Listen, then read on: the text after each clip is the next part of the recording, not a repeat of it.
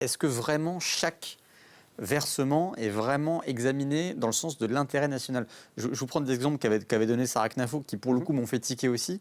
Quand je vois un programme de renforcement de l'égalité de genre dans l'accès aux opportunités économiques en Albanie pour 51,5 millions d'euros, j'avoue que l'intérêt pour la France d'un versement, moi je ne vois pas comme ça.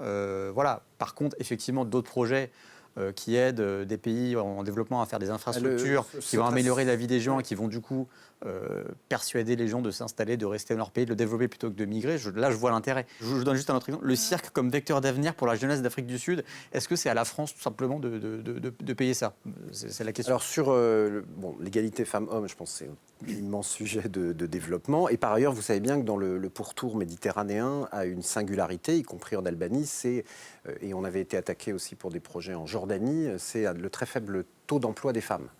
Et on sait par exemple qu'en France, après la Deuxième Guerre mondiale, notre économie, les 30 Glorieuses, on décolle à partir du moment où on crée des maternelles et où finalement on augmente la population active de façon massive. Donc c'est très important de donner des droits aux femmes, de donner des possibilités, de garder les enfants, de faire des programmes de développement, de telle sorte que ces pays méditerranéens, encore une fois c'est une exception mondiale, puissent faire augmenter le taux d'emploi des femmes et finalement créer de la croissance et du bien-être. Et après, moi, je crois beaucoup au sport et à la culture pour le développement. Je pense que ce n'est pas seulement des chiffres, c'est aussi de la fierté, de l'aspiration.